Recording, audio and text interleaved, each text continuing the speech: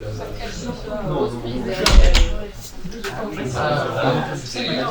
la porte. Maman, la porte.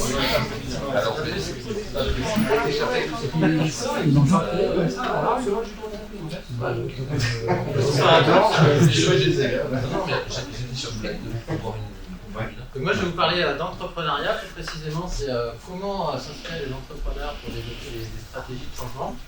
C'est un petit sujet qui m'est cher, mais peut-être pour échanger sur le sujet, c'est finalement à quoi est confronté un entrepreneur quand il commence à développer une activité ou une entreprise quand elle développe un nouveau service ou un nouveau produit. À quoi on est confronté quand on fait ça? Plein de questions. Ouais. Plein de questions, c'est vrai. Plein de questions. Et moins de réponses que de questions. Et peur, plein de questions. D'autres idées? Prise de risque. C'est ça. Donc, en fait, il y a la notion d'incertitude en fait, qui est derrière l'entrepreneuriat. Et comme derrière le changement, il y a aussi cette notion d'incertitude, c'est pour ça que c'est intéressant de les relier. Et c'est ce que je vous propose pour cette fin d'après-midi. Et alors plus précisément, parce qu'il y en a qui connaissent le sujet dans la salle, je vais vous parler d'un mot qui souvent évoque de la curiosité, c'est l'effectuation. Donc l'effectuation, c'est une théorie entrepreneuriale dont je vais vous parler. Vous allez voir, c'est très très simple, très très accessible. Rassurez-vous, ne partez pas. Et si on devait le définir, donc ça c'est la définition que propose Larousse en première approche. C'est quoi l'effectuation? C'est une action par laquelle une chose devient la réalité. Donc on est vraiment dans l'action et dans la réalité. Dans la réalité, c'est-à-dire qu'on ne fait pas de la planification, c'est ça qu'il y a aussi derrière. Mais ça c'est en première approche ce dont on va parler et on va le définir. Vous allez voir, c'est assez simple et en même temps c'est assez subtil. Et puis on va faire deux temps. Un premier temps, je vais essayer de vous expliquer ce qu'est l'effectuation et ses 5 principes. Vous allez voir, on en fait tous sans le savoir. Hein. C'est comme Jourdain quand il fait de la prose. Et par exemple, en venant cet après-midi dans les ateliers, vous avez utilisé un des principes de l'effectuation. Peut-être vous en avez utilisé plusieurs d'ailleurs, mais vous en avez utilisé au moins un.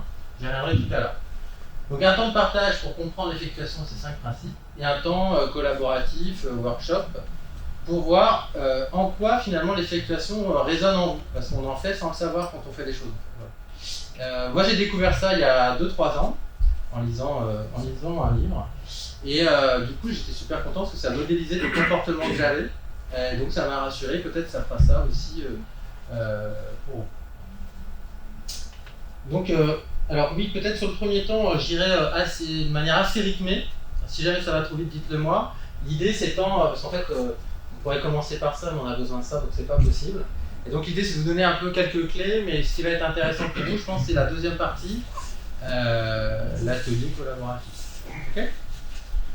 Donc en fait, l'effectuation, ça a une vingtaine d'années. En fait, c'est une théorie qui a été construite par la personne qui est en photo ici, qui s'appelle Sarasvati, qui est une chercheuse américaine.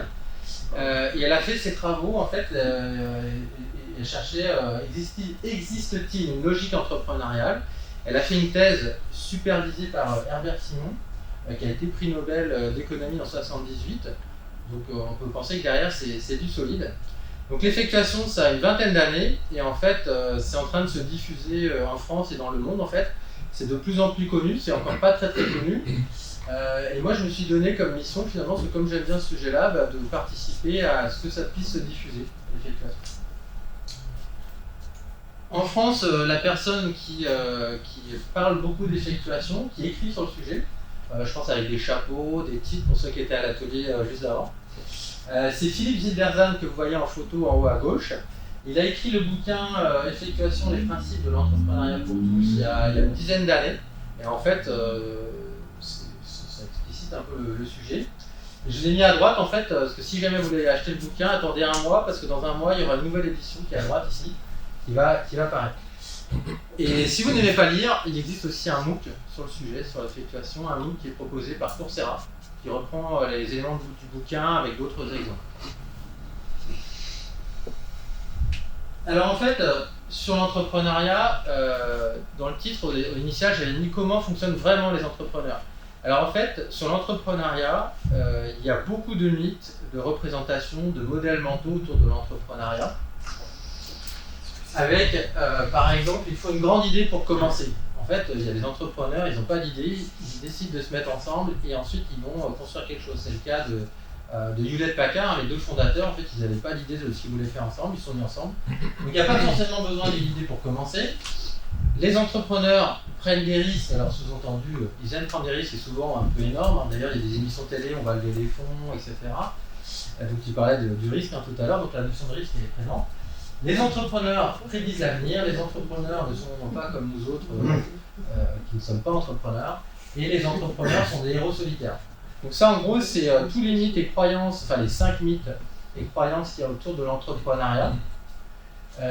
L'effectuation va venir déconstruire ces 5 mythes et croyances et va proposer 5 propositions différentes de ces 5 mythes en fait. Je sais pas, ça vous parle un petit peu ces mythes qui existent autour de l'entrepreneuriat? Voilà. Puis on a souvent l'image ou la représentation du grand patron visionnaire, Steve Jobs par exemple. Sauf que Steve Jobs avec Apple, il était pas tout seul. Quand il a créé, il y avait Steve Wozniak, il y avait un troisième larron, dont je ne me rappelle plus le nom. Donc voilà, il y a plein de mythes autour de ça.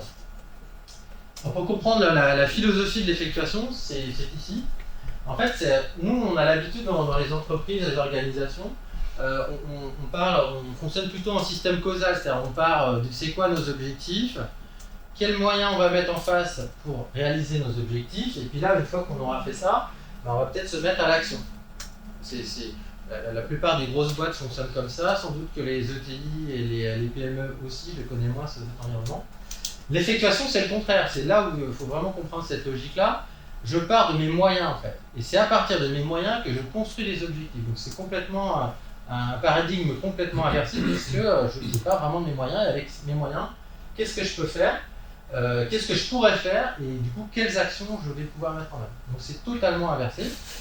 Alors ça ne veut pas dire qu'il faut, si vous fonctionnez que en bas à gauche, ça ne veut pas dire qu'il faut tout abandonner pour fonctionner par l'effectuation, parce qu'en fait on peut avoir des moments où on a besoin de fonctionner de manière causale, parce que c'est bien d'avoir des objectifs. D'ailleurs, notre cerveau a besoin d'objectifs pour avancer. J'en discutais pas plus tard qu'hier avec une personne spécialisée en neuropédagogie. Donc on a besoin d'objectifs pour avancer.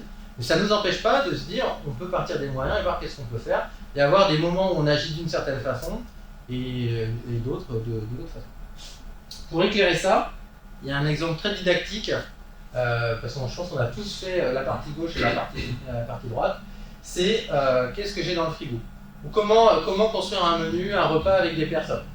Donc dans la logique causale à gauche, vous allez composer, vous allez identifier c'est quoi votre menu, ça va être quoi le budget associé, ça va être quoi les convives que vous allez inviter, vous allez du coup faire vos courses, vous allez préparer le menu, et puis ding dong, vous allez faire le repas chez vous. Donc c'est très séquentiel et très itératif. Donc ça, je pense qu'on a tous fait ça, quand je invite chez soi, quel vin on va proposer en accord mes vins. Et à droite, on est vraiment dans l'effectuation, c'est qu'est-ce que j'ai dans le frigo.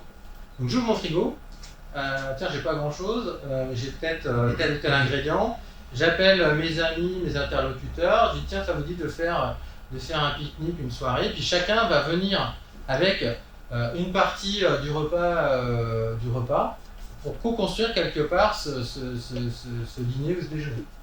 Donc, qui a déjà fonctionné selon la partie gauche? Tout le monde a fonctionné avec les deux?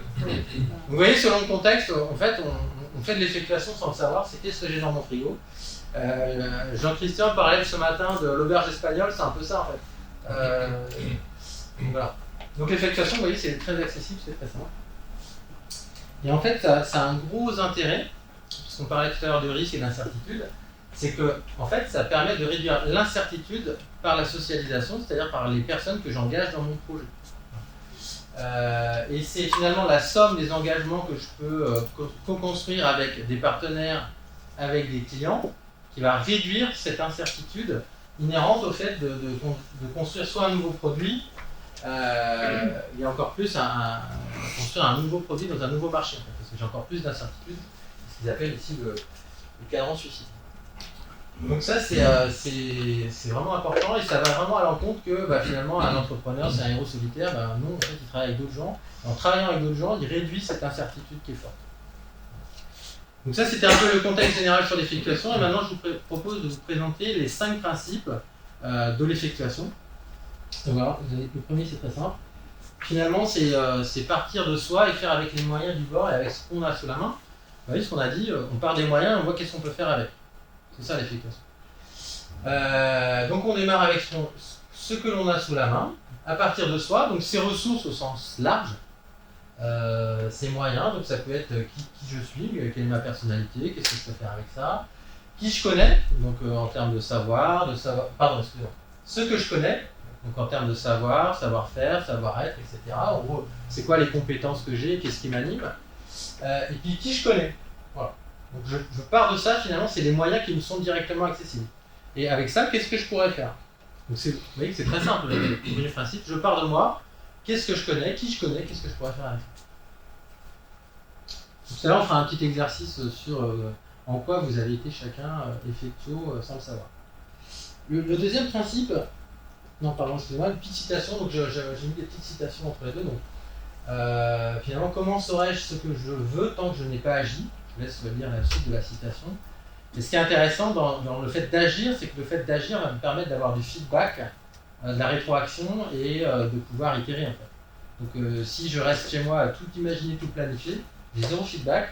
Si j'entreprends des actions, c'est l'action qui va me permettre finalement de recevoir du feedback. Le deuxième principe, je trouve très intéressant, c'est agir en perte acceptable. C'est le principe numéro 2, c'est-à-dire less is more, c'est-à-dire moins c'est plus. Et en fait, ce principe-là, perte acceptable, il va aussi permettre de contrôler son risque et de réduire l'incertitude. Et donc ce que dit l'effectuation, c'est que les entrepreneurs raisonnent en perte acceptable et pas en retour attendu. C'est-à-dire, j'ai pas besoin d'estimer en faisant telle ou telle action combien je vais gagner ou quelle est l'espérance de gain. C'est plutôt qu'est-ce que je suis prêt à perdre pour faire ça. On a un très bon exemple d'incertitude en ce moment, je ne sais pas si vous avez remarqué, enfin si vous avez forcément remarqué comme moi, c'est le coronavirus en fait. On est en pleine incertitude, les actions qui sont menées, on ne peut pas savoir ce qu'elles vont permettre comme bénéfices, contagion évitée, etc. On ne peut pas vraiment le savoir. Par contre, fermer les écoles à partir de lundi, c'est une perte acceptable. Et donc, c'est la perte acceptable qui permet de contrôler le risque. Avec la socialisation dont on a parlé tout à l'heure. Par exemple, en venant cet après-midi aux conférences, en fait, sans le savoir, vous avez agi en perte acceptable. Vous dites, bon, je ne sais pas trop de quoi on va parler sur les différents ateliers, j'y vais, je verrai bien. En fait, vous êtes prêt à y consacrer du temps et à voir ce qui se passe. Vous avez raisonné en perte acceptable sans le savoir. Peut-être qu'avant de venir, vous avez vu sur les réseaux sociaux la promotion qui a été faite, vous vous êtes dit tiens, il y a ça, je suis à New York ce jour-là ou pas très loin, si j'y allais, en fait vous avez utilisé un autre principe de l'effectuation qu'on va voir tout à l'heure. Voilà, donc qu'est-ce que je suis prêt à perdre? Ça peut être du temps, de l'argent, de la mise en relation, voilà. Qu'est-ce que je suis prêt à perdre? Voilà. Mais ça change vraiment la façon dont on a l'habitude de penser, ou ce qu'on peut voir par exemple un entrepreneur, il va faire un business plan. Mais pourquoi il va faire un business plan? C'est pas pour s'amuser, c'est pour aller lever des fonds, soit auprès de son banquier, ou soit auprès d'investisseurs en fonction du projet qu'il mène en fait. Mais avant ça, finalement, il va peut-être construire son projet en perte acceptable. Voilà. Donc l'idée c'est de se lancer, et puis au pire ça marche. Voilà. Donc finalement c'est oser essayer, et peut-être que ça marchera. Le troisième principe, qu'ils appellent le patchwork fou, en fait, c'est obtenir l'engagement des parties prenantes dans votre projet. Donc, c'est ce que j'évoquais tout à l'heure quand je parlais de socialisation, que ce soit l'innovation, l'entrepreneuriat, mais aussi la conduite du changement. En fait, ce sont des processus sociaux. En fait. Et donc, qui dit processus sociaux, c'est comment j'engage les parties prenantes de ces processus sociaux dans mon projet. C'était le petit schéma qu'on voyait tout à l'heure pour réduire l'incertitude. Et donc comment faire? C'est co-créer avec finalement les partenaires et les clients, parce qu'en co-construisant avec eux, vous allez à la fois réduire l'incertitude qui est inhérente à ce que vous êtes en train de construire, et en même temps vous allez les engager en fait dans votre projet, et vous allez faire du patchwork. Alors derrière, il y a aussi la notion de leadership au sens où comment conduire finalement des personnes vers un but commun. Donc il y a aussi cette notion-là. Il y a aussi la notion de feedback, parce que si vous voulez convaincre des personnes ou engager des personnes dans votre projet, il faut bien que vous ayez parlé de votre projet, que vous recueillez du feedback, et puis que vous arriviez ou pas à les engager. Donc la question c'est finalement qui pourrais-je engager dans mon projet pour réduire l'incertitude. Typiquement, Plus Agile qui organise ces ateliers, c'est une association qui regroupe des personnes. Typiquement, c'est du patchwork fou organisé en fait. C'est-à-dire qu'on met les personnes ensemble et potentiellement ces personnes pourront faire des choses ensemble. Une petite citation qui traduit un peu ça. Ne doutez jamais qu'un petit groupe de personnes peuvent changer le monde. En fait, c'est toujours ainsi que le monde a changé. Finalement, c'est se mettre ensemble et puis faire des choses ensemble. Voilà. Donc, vous connaissez déjà donc, trois des principes. Le quatrième, alors vous avez vu qu'en introduction, j'avais mis quelques photos avec des citrons. Ça ne vous a pas échappé, parce que c'est vrai que c'est assez flashy. La dernière fois que j'ai parlé d'effectuation, j'avais des vrais citrons avec moi, j'avais introduit comme ça, alors là je ne vois pas ce soir. En fait, c'est une citation anglo-saxonne qui dit « Si tu as des citrons, fais de la limonade », en gros. Si on devait le traduire, c'est « tirer parti des surprises ». C'est ça que ça veut dire. Donc peut-être qu'en venant aux ateliers cet après-midi, vous avez eu la surprise de voir, je ne sais pas, sur les réseaux sociaux qu'il y avait un événement, et vous avez dit, je vais y aller. C'est ça, tirer parti des surprises. Et puis quand on a conscience de ça, c'est finalement comment je peux créer des surprises, encore mieux. Et puis finalement, c'est quand je rencontre un problème, comment je peux le transformer en opportunité. C'est ça aussi qu'il y a derrière le cycle. Voilà. Oui. Et le cinquième, il est un petit peu méta. Le cinquième, finalement, c'est créer le contexte. Alors, il l'appelle pilote dans l'avion. Je préfère créer le contexte, mais ça revient un peu à la même chose. Finalement, les entrepreneurs transforment leur environnement par leur action. C'est vraiment l'action qui est au cœur.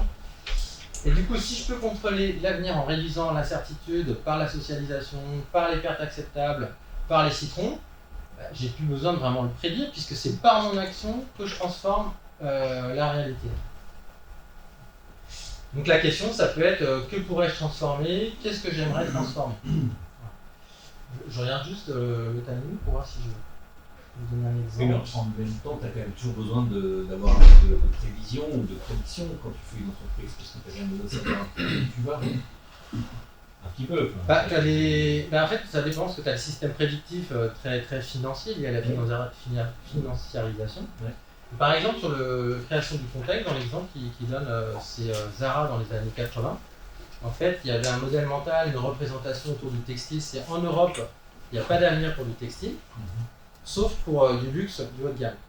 Et en fait, Zara, ils se sont dit, en fait, nous, on va intégrer la conception et la fabrication de manière rapprochée, et finalement ils ont fait fi de ce qui existait, de la croyance qui existait à ce moment-là, pour créer le contexte qui a permis de faire Zara en fait. Voilà. Donc une entreprise effectivement elle a besoin de ces éléments, mais parce que c'est pour piloter, c'est le côté financier, mais quand tu crées les éléments, tu n'as pas nécessairement besoin de ça, parce qu'en fait c'est ton action qui permet d'avancer. Mais c'est toujours pour moi la navigation entre le paradigme causal et le paradigme effectuel, ce qu'on voyait en noir et blanc tout à l'heure. Tu peux passer de l'un à l'autre. Mais ça va dépendre du contexte.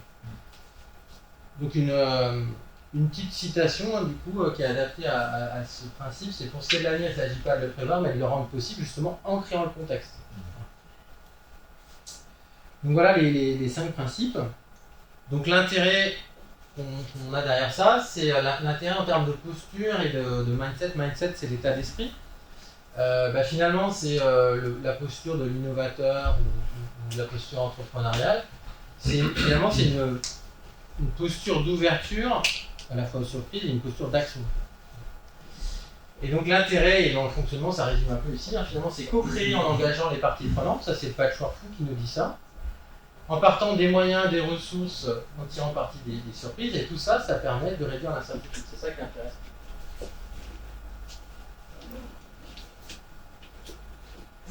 Donc en résumé, et après on va passer à une partie un peu plus participative. Vous avez ici vos 5 critères d'effectuation. Je vais juste les rappeler. À partir de soi, faire avec ce que l'on a, c'est le côté moyen du bord, je pars avec ce que j'ai, je n'ai pas besoin de plus que ça. Qu'est-ce que je suis prêt à perdre? Faire acceptable. Qui je peux engager dans mon projet, engager les parties prenantes, tirer parti des surprises, donc ça c'est les citrons. Et puis le dernier qui est un peu plus méta, c'est créer le contexte qui permet ça. C'est clair pour vous? Ouais. À quel moment de ce tableau on fait, par exemple, dans le cadre de la création d'un produit ou d'une gamme de produits, à quel moment on fait l'étude de faisabilité de ce produit? Au moment où on recrute les parties prenantes ou La faisabilité, alors c'est vrai qu'elle ne figure pas de manière directe ici. Parce que, entre autres, dans le cas des crowdfunding, il y a plusieurs cas où ils ont levé de l'argent, ils ont engagé plein de monde, entre autres de soutien moral. Et par contre, quand ils se sont retrouvés à devoir faire le produit, c'est pas possible. C'était déjà parti. Mais, ce que tu dis, c'est qu'il y avait à la fois du patchwork parce qu'il y avait des personnes engagées, c'est ça. mais par contre, c'était pas faisable. C'est ça. Alors, ce que dit Philippe Silberzan quand il intervient sur l'effectuation, en fait, il dit que cette théorie d'effectuation, elle ne s'oppose pas à d'autres théories. C'est-à-dire qu'en fait, tu peux croiser avec d'autres approches. Donc, par exemple, étudier la faisabilité, les approches Lean Startup. En fait, ça s'oppose à aucune autre approche et au contraire, c'est de travailler de manière complémentaire avec d'autres approches. Donc, du coup, les 5 critères ne répondent pas à peut-être toutes les questions, mais c'est ce qui a été observé dans les travaux d'entrepreneuriat. En fait, là, faire avec ce que l'on a, c'est la partie normalement oui. Benchmark, et c'est là que tu vas trouver les sites. Oui, potentiellement. Mais ce qui apparaît évident, c'est que si en fait tu veux être sûr de ta prévision quand tu veux monter l'entreprise, tu ne la montes jamais. Ben voilà, c'est ça. Alors, j'étais, exactement. Au mois de janvier, j'étais aux journées francophones de l'effectuation, parce qu'il y a aussi une communauté de l'effectuation. Et il y avait une personne qui s'était mise à son compte et du coup qui était entrepreneur, et il a commencé à se faire des business plans sur Excel. Et en fait, ce qu'il disait, après il a découvert l'effectuation, et en fait, d'ailleurs j'en ai pas parlé quand j'ai commenté la diapo tout à l'heure. En fait, ce qu'il disait, la carte acceptable est un libérateur d'action. C'est-à-dire que quand il a compris qu'il pouvait laisser tomber ses business plans, ses tableurs Excel, et il s'est dit, je me donne 6 mois et tant d'euros pour travailler, et ben il est parti, il a agi en fait. Est-ce que vous croyez que c'est accessible à tous ça, ou est-ce qu'il y a des gens qui sont incapables de faire ça? C'est une bonne question, ça je sais pas. En fait, ce qu'on va faire, ça peut faire une transition, c'est que je vous propose un petit atelier du coup, parce qu'en fait, moi j'ai déjà testé ça, on en a tous fait plus ou moins sans le savoir. Alors pas forcément pour de l'entrepreneuriat, mais ça peut être pour je sais pas, un événement que vous avez organisé, soit pro, soit perso, soit associatif. Donc ce que je vous propose, c'est de prendre un temps personnel, et donc j'ai un petit support ici, c'est finalement identifier une action effectuelle que vous avez réalisée, dans un cadre large, le cadre que vous voulez, ça peut être professionnel, personnel, associatif, et essayer de remplir du coup quelle est l'action que vous avez menée, donc le quoi, et puis en quoi vous avez ou pas actionné les différents critères. Je vais passer les supports. Vous l'avez décidé, hein. C'est clair pour vous? L'après-midi avec les danses, avec les chapeaux qu'on a vu tout à l'heure.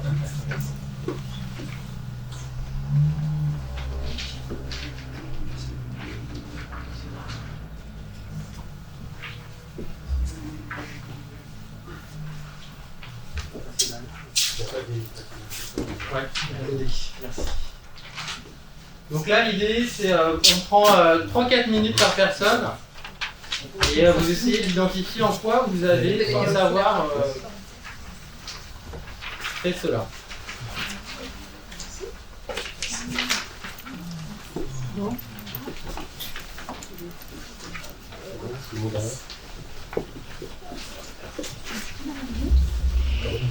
Pour ceux qui connaissent déjà l'effectuation, ça devrait être plus facile. C'est bon, tout le monde a une feuille?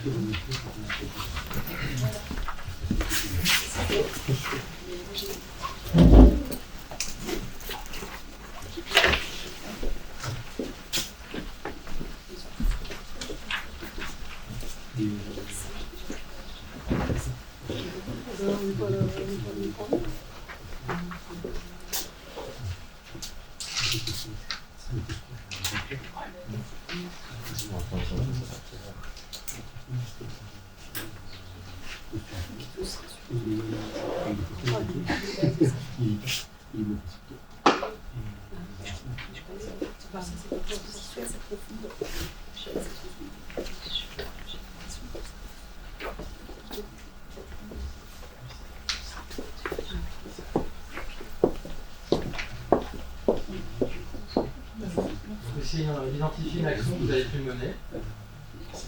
L'organisation de votre mariage, une association, les élections aussi, enfin, peu importe ce que vous voulez.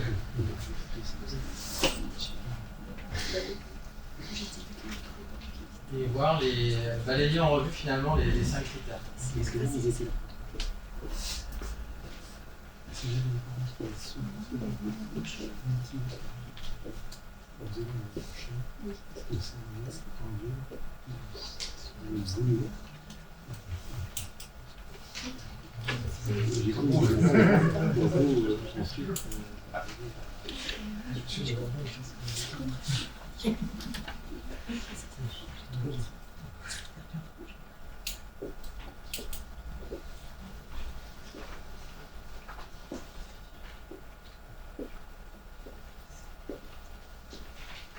Je précise qu'il n'y a rien à réussir.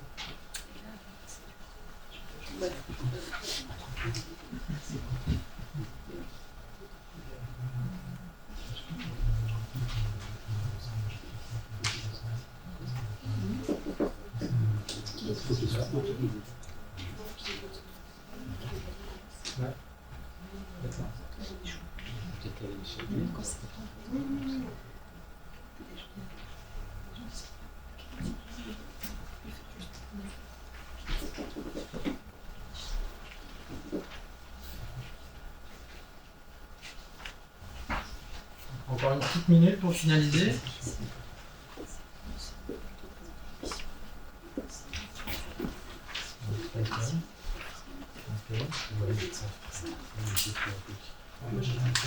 C'est ça dans le jour.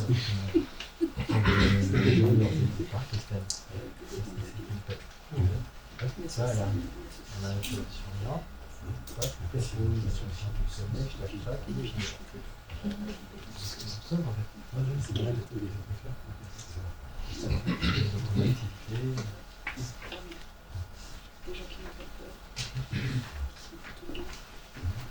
Et je vous propose du coup, une fois que vous avez un peu votre soirée, de vous mettre par 2 personnes et vous raconter vos expériences et de discuter finalement de votre expérience effectuelle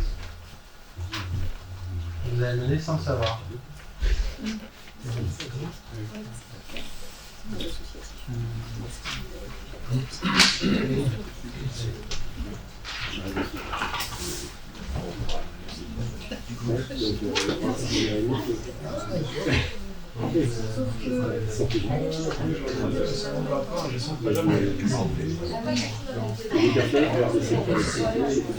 Ça a commencé celle-ci, c'est devenu plus long.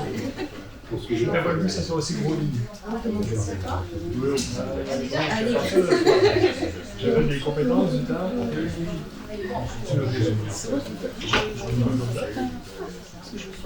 C'est pas acceptable, je veux que je fasse des Alors,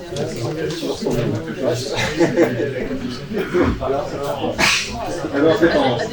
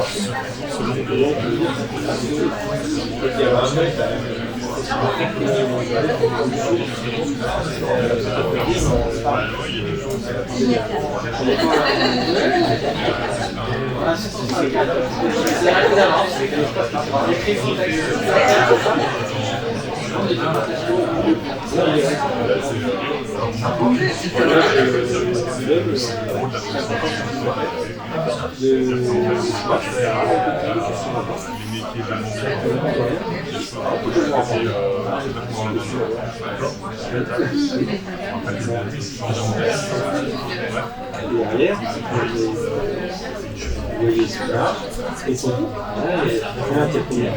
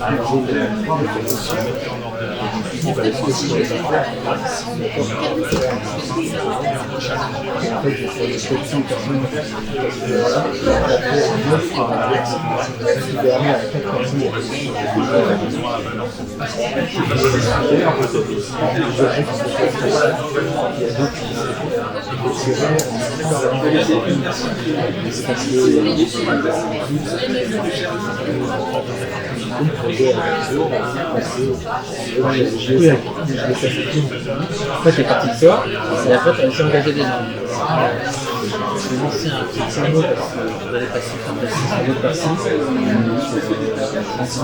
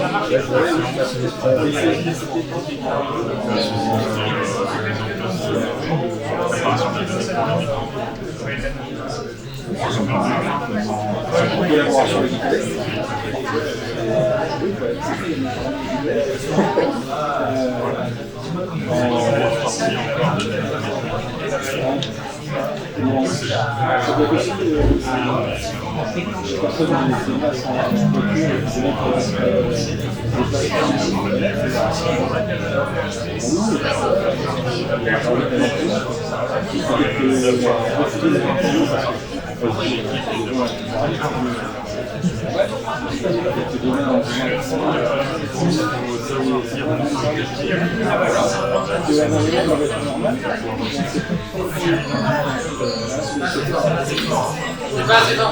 Je vous propose. Je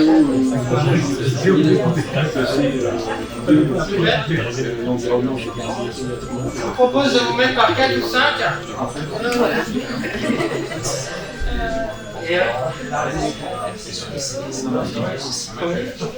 vous propose de vous mettre par 4 ou 5 et je vais vous donner des post-it. Et l'idée c'est finalement en quoi ce qu'on vient de voir pourrait nourrir votre contexte sur notamment des leviers que vous pourriez actionner, dont vous avez pris conscience ou que vous utilisiez déjà.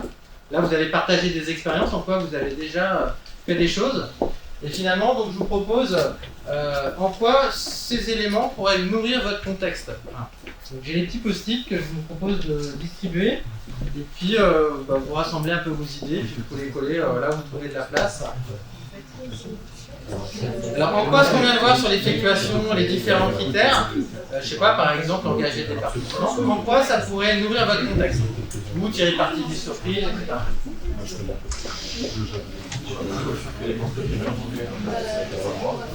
Ouais, aussi.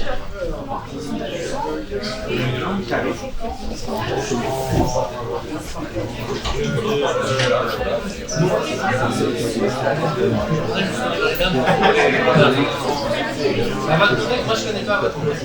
Votre contexte.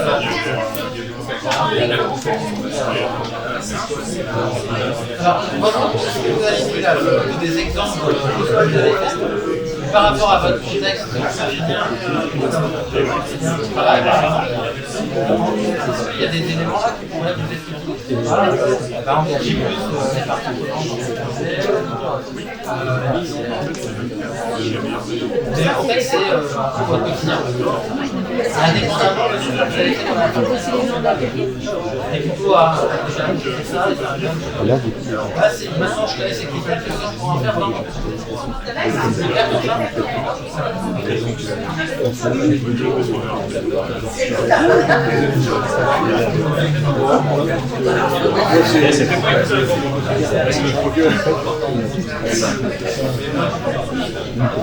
Ouais, dans 6 ans, je te parlais ce matin.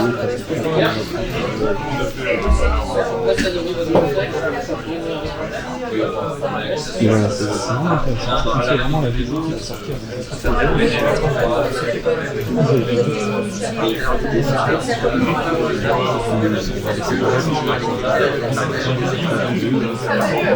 Là, c'est par rapport à votre contexte.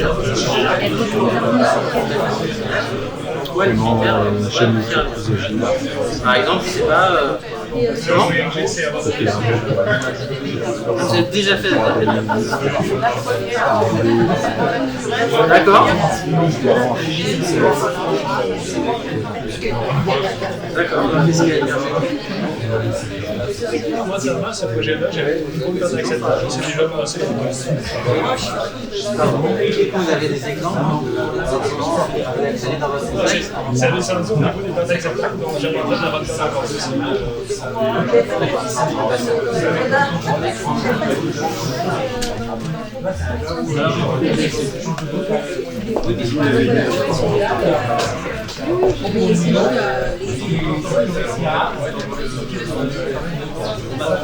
Pour donner une analogie, c'est plutôt que j'ai 5 ou 6 vocales et il y en a un là qui est très très pollué. J'ai ça dans mes 5 autres vocales qui sont pas.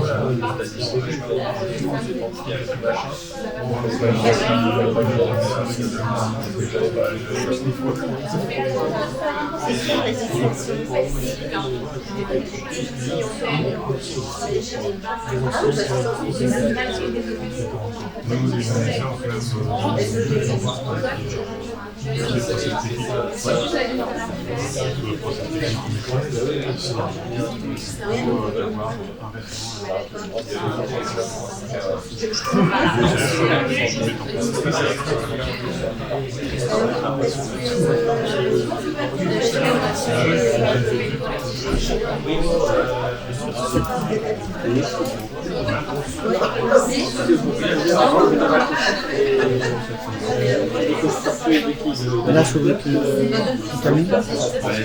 Tu es en pause? Non, je sais pas. D'accord.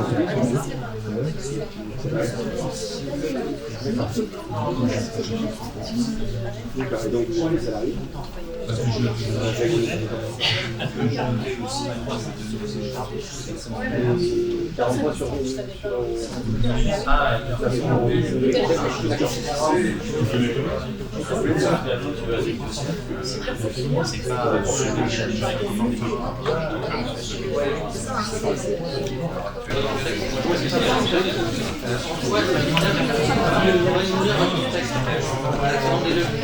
Par exemple, je sais pas, je travaille sur tel et tel projet, peut-être que dans la relation avec un partenaire, par rapport à votre contexte, pas forcément directement les leviers d'action. Qu'est-ce que je pourrais actionner? L'idée c'était ça.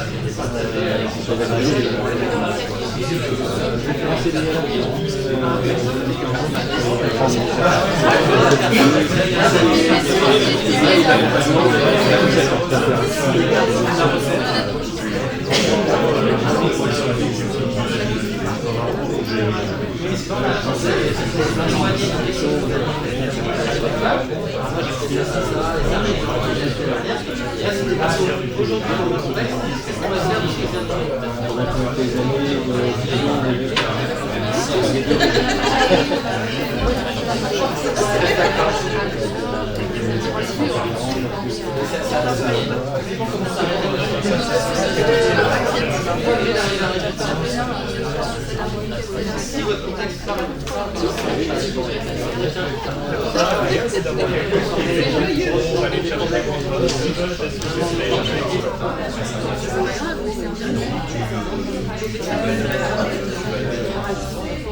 mais toujours tu vas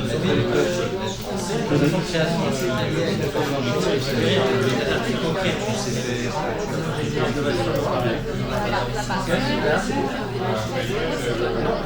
mais tu peux voilà pourquoi il y a des fois les jeux qui utilisent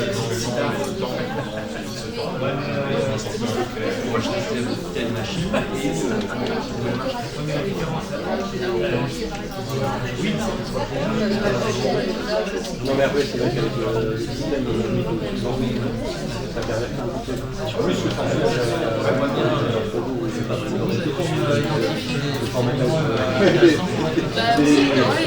formation agricole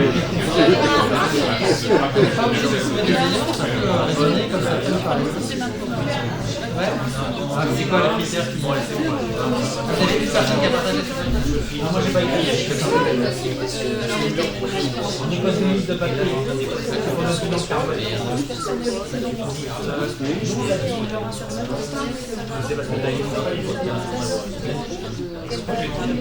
Pas mal vécu dans le base.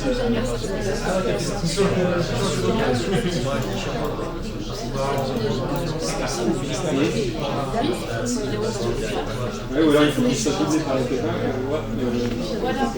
pour voir que peut-être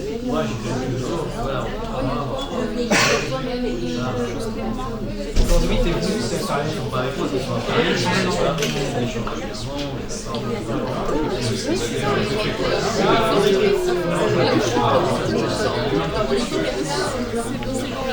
oui, mais je faisais un plan d'ambiance quand il était en train d'interagir avec des groupes. Voilà. Et je peux juste par contre Alexandre, il faut une carte dans les deux cartes. Parce que la conférence de papa, ça risque de pas durer exactement 1h30.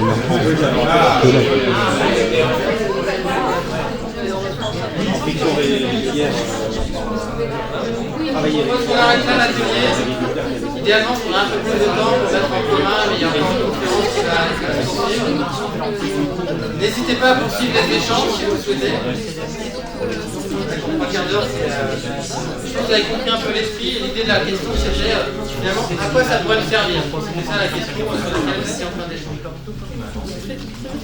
Merci à tous. Merci à vous.